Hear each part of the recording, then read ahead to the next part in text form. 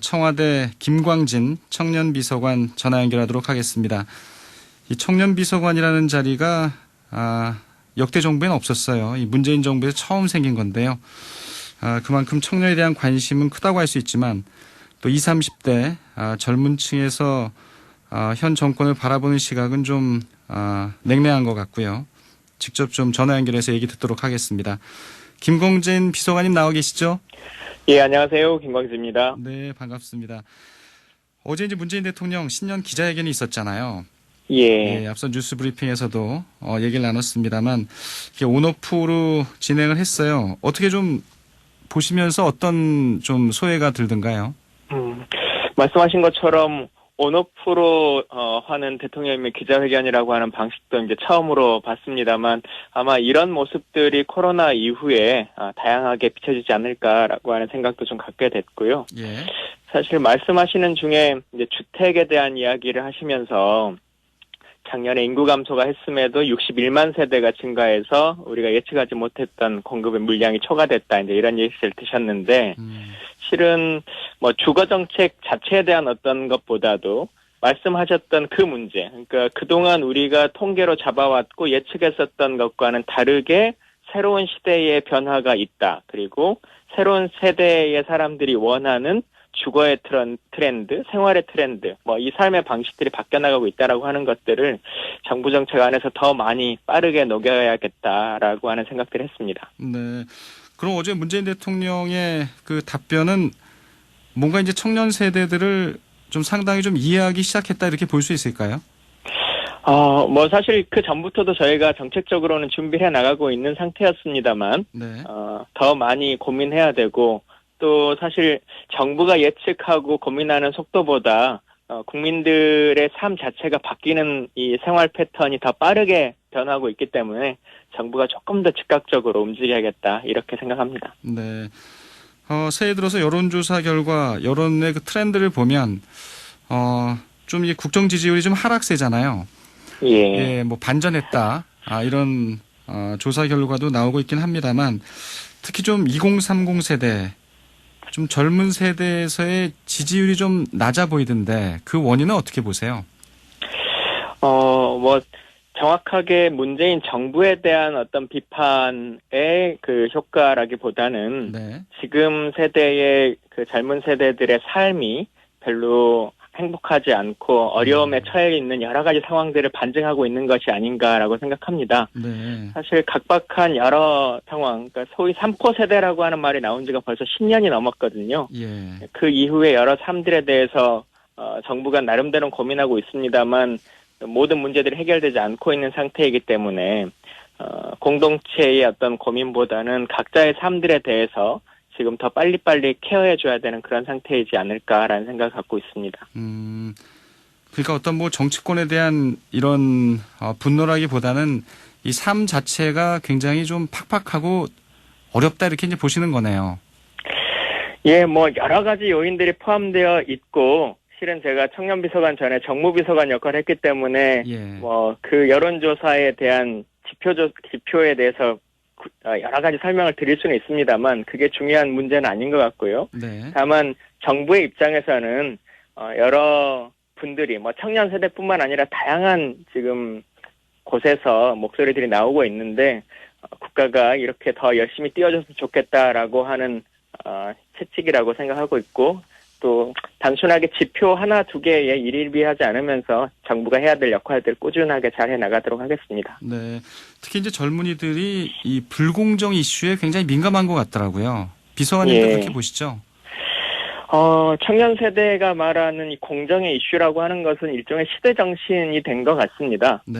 그러니까 사실 그동안의 공정의 문제라고 하는 것은 불법적이냐 아니냐의 정도의 수준이었다라고 한다면 이제 지금 세대의 사람들이 생각하는 공정의 이슈는 제도 속에 있는 불공정 혹은 관성화된 특혜 뭐 이런 것까지가 이제 모두 포함되고 있는 것 같고요. 예. 그래서 그동안 그 정도는 뭐 일상적으로 일어나는 거 아니었을까라고 하는 지점까지에서도 전부 다 이제 새로운 시대의 변화를 요구하고 있는 것이고 저는 자연스럽게 지나가고 있는 트렌드라고 생각하고요. 사실 이걸 뭐 문제 삼을 수 있는 문제가 아니라 기존의 사회가 빨리 이것에 변화되고 바뀌어 나가야 된다 이렇게 생각하고 있습니다. 네. 그런 면에서 보면은 이 두 전직 대통령에 대한 사면론도 어떤 불공정한 이슈로 볼 수 있을까요? 뭐 사면 자체야 현재 헌법에 보장되어 있는 대통령님의 고유 권한이기 때문에 네. 그걸 뭐 법적으로 문제가 있다라고 할 수는 없겠습니다만 지금 어제 대통령께서도 신년 기자간담회에서 법상 대통령에게 위임되어 있는 권한이나 그것은 대통령 혼자 결정할 수 있는 사안이 아니라 국민의 지지와 동의가 필요한 일이다라고 말씀하셨지 않습니까? 예.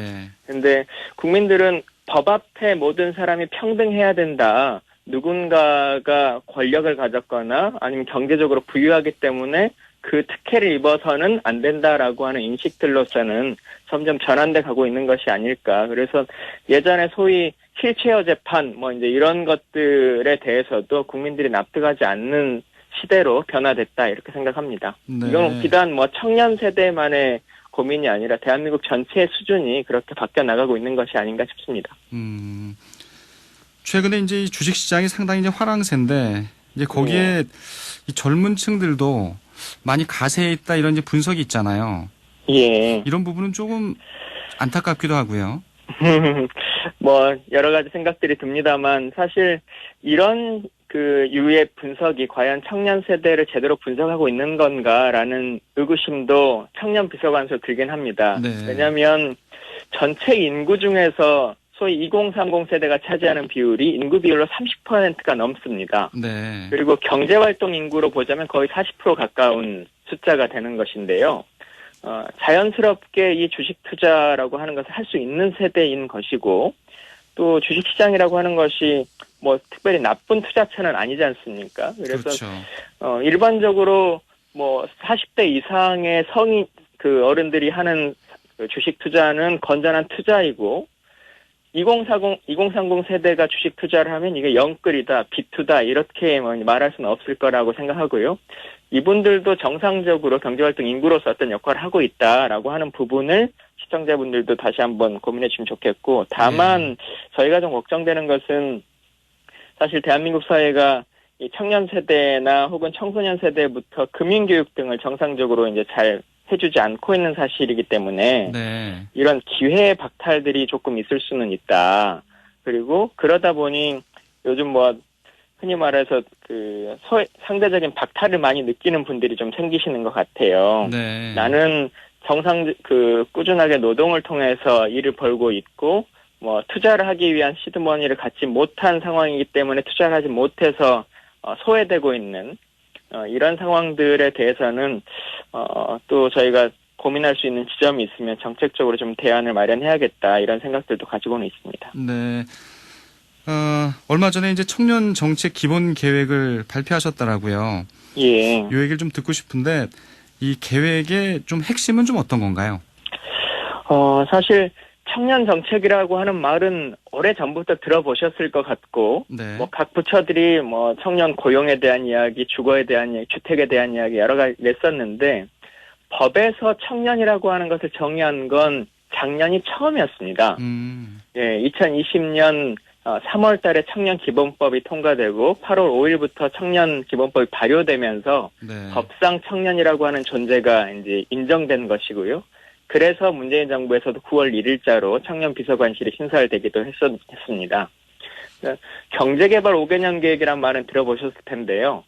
청년 정책도 이번에 처음으로 5개년 계획이라고 하는 기본 계획을 발표했고 예. 청년들을 위해서 중장기적으로 이런 고민을 하겠다라고 하는 것을 했는데 내년 예산을 기준으로 보면 전 부처 270여 가지 한 20조 원 정도의 예산이 할당되어 있고요. 네. 이것을 2025년도까지 5개년의 중장기 계획으로 일자리, 주거, 교육을 포함해서 청년의 삶 전반을 좀 국가가 돌볼 수 있는 지원 체계를 마련하기 위한 것입니다. 네.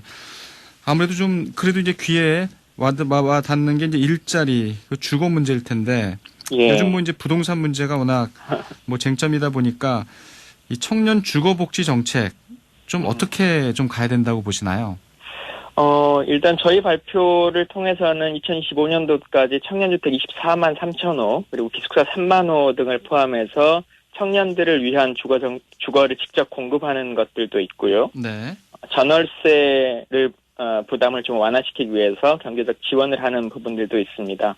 그리고 소위 이제 지옥고라고 불리워지는 고시원이나 반지하 등의 취약계층을 위한 지원 사업들도 갖추고 있는데 청년 정책이라고 하는 것의 특수성이 예. 하나가 있습니다. 그러니까 청년기는 이행기 정책이기 때문에 지금 청년이었던 분들이 2025년이 되면 청년이 아닌 분들도 있으실 거고 그렇죠. 청소년인 분들이 그 이후에는 청년이 되시는 분들도 있으실 겁니다. 그래서 꼭 청년 주거로 한정될 일이 아니라 대한민국 주거의 전반에 대해서 같이 고민하고 이분들의 이행기의 삶들이 하나하나 잘 존속될 수 있도록 노력하는 것, 그까지가 저희의 고민이고요.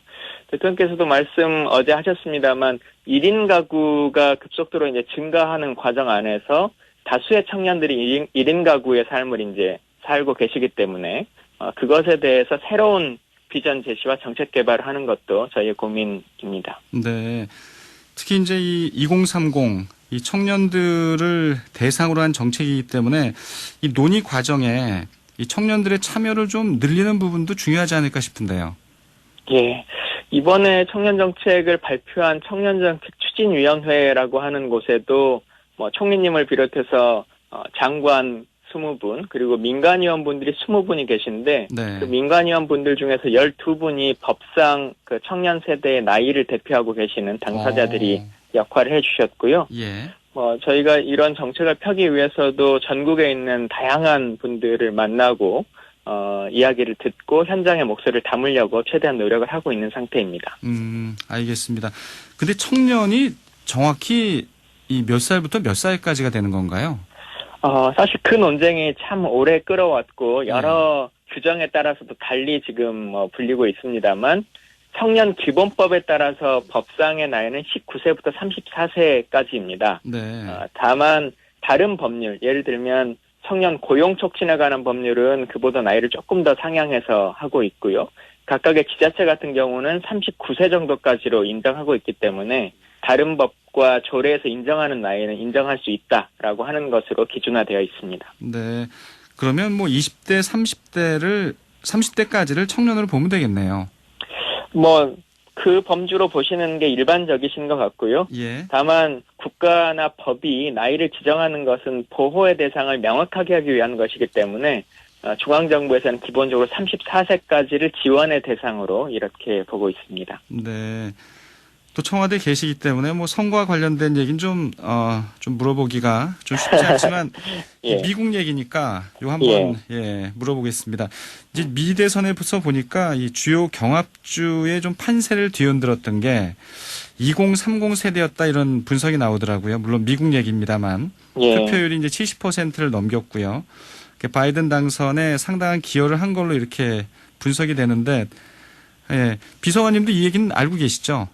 예, 사실 이 지표의 상황은 한국 정치하고도 크게 다르지 않을 걸로 보여지고요. 지난번 대선의 결과도 비슷한 상황이었을 걸로 보고 저희가 평가하고 있는데, 근데 2030의 투표율이라고 하는 그 나이의 세분으로 볼 것이냐, 아니면 점점 사람들이 정치가 삶을 바꾼다, 그래서 내가 정치에 참여해야 된다라고 하는 의식이 더 높아지는 것이냐라고 하는 분석으로도 볼 수 있을 것 같고요. 예. 점점 사회 참여에 대한 교육들도 우리가 교과 과정 안에서 늘어나고 또 실제 정치라고 하는 것이 일종의 혐오의 대상이 아니라 우리의 삶을 결정하는 중요한 요소다라고 하는 인식들이 높아지는 것에 기인할 수도 있다 이렇게 보여집니다. 네.